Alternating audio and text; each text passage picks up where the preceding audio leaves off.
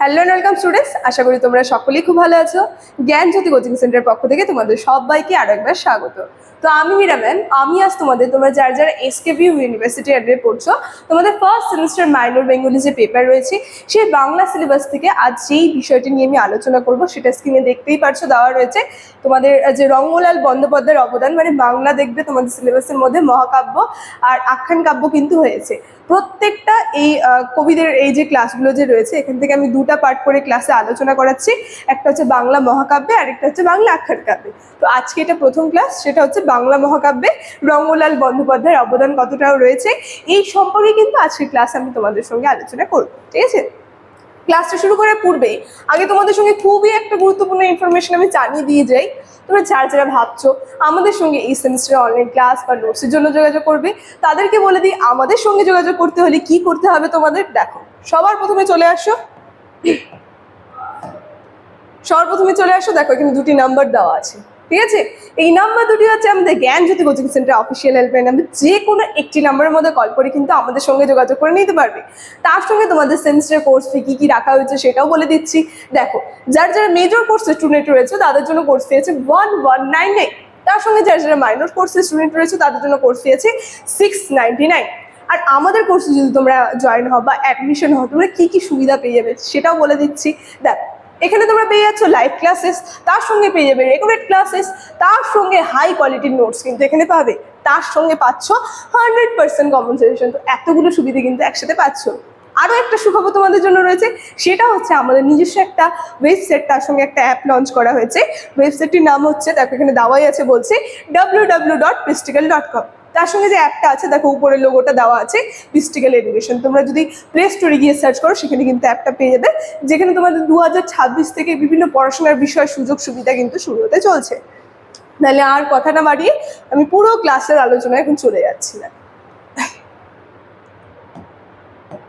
প্রথমে বলেছি আজকের আমার আলোচনার টপিক হচ্ছে বাংলা মহাকাব্যে রঙ্গলাল বন্দ্যোপাধ্যায়ের অবদান কতটা রয়েছে সেই নিয়ে। দেখো, প্রত্যেকটা পয়েন্ট করে করে এখানে দেওয়া আছে, আমি পয়েন্ট করে করে তোমাদের সঙ্গে আলোচনা করবো আর বুঝে দেবো, ঠিক আছে।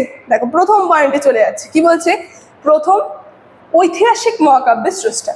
মানে আমরা যদি দেখি ঐতিহাসিক দিক থেকে বিভিন্ন ঐতিহাসিক যে মহাকাব্যগুলি যে রয়েছে, সেই ঐতিহাসিক মহাকাব্যের স্রষ্টা কিন্তু বলা হয় এই রঙ্গলাল বন্দ্যোপাধ্যায়কে। কি করে, মানে তিনি সবার প্রথমে এই ঐতিহাসিক যে কাব্যগুলো রয়েছে সেই ধারাগুলো লেখা কিন্তু তিনি শুরু করেছেন। সেটাই দেখো পয়েন্টের মধ্যে বলছে, কি বলছে, রঙ্গলাল বাংলা সাহিত্যের প্রথম ঐতিহাসিক মহাকাব্য রচনায় কৃতিত্ব অর্জন করেছেন, ঠিক আছে। তারপর কি বলছে, তার রচিত পদ্মিনী উপাখ্যান, আমরা দেখবো তার একটা বিখ্যাত উপাখ্যান, সেটা হচ্ছে পদ্মিনী, যার জন্য তিনি বেশি খ্যাতি লাভ করেছেন। কি বলছে, যেটা 1858 সালে লেখা হয়েছে, বাংলা মহাকাব্যের ইতিহাসে এক গুরুত্বপূর্ণ স্থান কিন্তু অধিকার করে আছে। আমরা যদি বাংলা নাটকের ইতিহাস দেখি সেখানে কিন্তু একটা গুরুত্বপূর্ণ স্থান অধিকার করে আছে এই নাটকটি, ঠিক আছে, পদ্মিনী উপাখ্যান। পরের পয়েন্টে চলে যায়, কি বলছে, পদ্মিনী উপাখ্যান সম্পর্কে কিন্তু বলছে, কি বলছে, পদ্মিনী উপাখ্যানের কাহিনী ও ভাব। তো পদ্মিনী উপাখ্যান যে রয়েছে তার কাহিনী আর ভাব কি ছিল, এই পয়েন্টে কিন্তু এটা বলা হচ্ছে। দেখো কি বলছে, যে এই মহাকাব্যে রাজপুত রানী পদ্মিনীর বীরত্ব, তার সঙ্গে স্বামীনিষ্ঠা, তার সঙ্গে আত্মত্যাগের কাহিনী কাব্যের রূপ প্রকাশ পেয়েছে। মানে পদ্মিনী যে রয়েছে, সেই রানী পদ্মিনী, তার যে আর কি চরিত্র, নিজের যে ব্যক্তিগত চরিত্র, স্বামীনিষ্ঠা, তার সঙ্গে তার যে বীরত্ব, তার সঙ্গে তার যে আত্মত্যাগের যে কাহিনী, এই পদ্মিনী উপাখ্যানের মধ্যে কিন্তু স্থান পেয়েছে, যার মাধ্যমে এই যে কাব্যটা রয়েছে এই কাব্যটা কিন্তু বেশি খ্যাতি লাভ করেছে। তাই বলছে কাব্যরূপে কিন্তু প্রকাশ পেয়েছে এই সমস্ত আর কি চরিত্রগুলো, নারী চরিত্র যে রয়েছে, পদ্মিনীর যে বীরত্ব, সেটা যেটা ঐতিহাসিক ঘটনার সঙ্গে কাব্যিক কল্পনার সংমিশ্রণ ঘটিয়ে রঙ্গলাল এক নতুন ধারা কিন্তু সৃষ্টি করেছিল। তো আমরা দেখছি ঐতিহাসিক দিক থেকে সেই ঐতিহাসিকের সঙ্গে যে কাব্যিক যে বিষয়টা রয়েছে, সেই দুটি জিনিসের সংমিশ্রণ ঘটিয়ে রঙ্গলাল কিন্তু একটা নতুন ধারা তৈরি করলো বাংলা মহাকাব্যের মধ্যে। পরের পয়েন্টে কি বলছে, দেখো, জাতীয়তা ও বীরত্বের প্রকাশ। আমরা দেখবো এই যে রঙ্গলাল বন্দ্যোপাধ্যায়ের কাব্য যে রয়েছে, সেখানে মানুষের যে জাতীয় চেতনা, জাতীয়তাবাদ, তার সঙ্গে বীরত্ব, এই সমস্ত বিষয় কিন্তু তিনি তার বিভিন্ন মহাকাব্যের মধ্যে প্রকাশ করেন। সেটাই কিন্তু বলছে এই পয়েন্টে, যে তার কাব্যে দেশপ্রেম, বীরত্ব, আত্মমর্যাদা বোধের তীব্র প্রকাশ দেখা যায়, যা পদ্মিনী উপাখ্যানের মাধ্যমে তিনি পরোক্ষ দেশপ্রেম আর স্বাধীনতার বার্তা কিন্তু দিয়েছিলেন, যে সমাজে একটা জাগরণ তৈরি করেছিল। তাহলে মানুষের মধ্যে জাতীয়তা বোধ, তার সঙ্গে সমাজ চেতনা, এই সমস্ত বিষয়কে কেন্দ্র করে দেখবো আমরা এই যে পদ্মিনী উপাখ্যান, এটা কিন্তু একটা গুরুত্বপূর্ণ ভূমিকা পালন করেছে। ঠিক আছে, দেখো তারপর কি বলছে পরের পয়েন্টে বলছে যে কাব্যরীতি ও ভাষারীতি, মানে তার যে কাব্যগুলো রয়েছে সেই কাব্যের রীতি আর ভাষা রীতি। কি বলছে, আমরা দেখবো রঙ্গলাল বন্দ্যোপাধ্যায়ের ভাষা ছিল সংস্কৃতে ঘেরা, তার সঙ্গে গম্ভীর, অলঙ্কারপূর্ণ। এই সমস্ত কারণে কিন্তু তিনি বেশি খ্যাতি লাভ করেছিলেন। তিনি যে সমস্ত কাব্যগুলো লিখেছিলেন সেখানে অলঙ্কারগুলো খুব সুন্দর ছিল, অলঙ্কারে খুব সুন্দর ব্যবহার করা হয়েছে। তার সঙ্গে গম্ভীর বিষয়টা যে রয়েছে, তিনি বাংলা ভাষাকে মহাকাব্যিক মর্যাদায় উন্নীত করেছিলেন। মানে বাংলা যে ভাষা রয়েছে সেটাকে একটা মহাকাব্যিক যে ধারা, সেটাতে কিন্তু তিনি উন্নত করেছিলেন। ঠিক আছে, তার সঙ্গে আমরা দেখবো তার ছন্দ, উপমা, রূপক, তার সঙ্গে বর্ণনা শৈলী বাংলা কাব্যের ঐতিহ্য সমৃদ্ধ করেছে। এই যে একটুকুন আগে বললাম, তার কাব্যের মধ্যে তিনি এত সুন্দর নৈপুণভাবে বিভিন্ন ছন্দ, অলঙ্কার, উপমা এগুলো ব্যবহার করেছে, যে কারণে তার কাব্য কিন্তু একটা বিশেষ যে বাংলা সাহিত্য যে রয়েছে, কাব্য সাহিত্যের যে ঐতিহ্য, সেটাকে কিন্তু সমৃদ্ধ করে তুলেছে। ঠিক আছে, পরের পয়েন্টে কি বলছে দেখো, নবজাগরণের ভাবধারণার প্রতিফলন।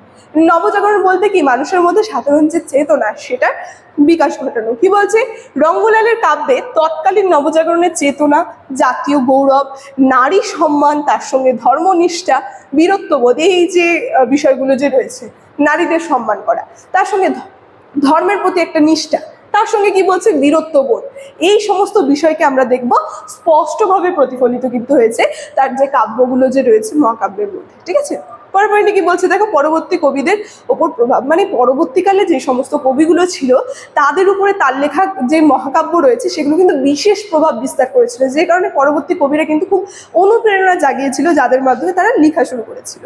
তো কি বলছে, রঙ্গলালের ঐতিহাসিক মহাকাব্য রচনার ধারায় পরবর্তীকালে হেমচন্দ্র বন্দ্যোপাধ্যায়, যে বিখ্যাত একজন আর কি কবি বলতে পারি, হেমচন্দ্র বন্দ্যোপাধ্যায়, তারপরে নবীনচন্দ্র সেন প্রমুখ কবিদের প্রতিভাত করে তারা তার পদাঙ্ক অনুসরণ করে দ্বারকানাথ চরিত, পলাশীর যুদ্ধ, তার সঙ্গে প্রভাস ইত্যাদি মহাকাব্য কিন্তু রচনা করেন। তো আমরা দেখে নিলাম তার যে পদগুলো, সেই পদকে অনুসরণ করে বিভিন্ন যে বিখ্যাত মহাকাব্য কি কি বললো, দ্বারকানাথ চরিত, তার সঙ্গে রয়েছে পলাশীর যুদ্ধ, তার সঙ্গে রয়েছে প্রভাস, এই বিখ্যাত মহাকাব্যগুলো কিন্তু বিভিন্ন কবিরা রচনা করেছিল। তারপর দেখো সবশেষে তাহলে আমরা উপসংহারে কি বলতে পারি, এই যে রঙ্গলাল বন্দ্যোপাধ্যায় তিনি কি করেছিলেন, বাংলা মহাকাব্যের এক নবযুগের, মানে নতুন যুগের কিন্তু সূচনা করেছেন। তারপর তিনি যে উপাখ্যান রয়েছে, এই উপাখ্যান কেবলমাত্র একটা মহাকাব্য বা উপাখ্যান কিন্তু বলতে পারি না, এটি ছিল জাতীয় চেতনার এক অগ্রদূত রচনা।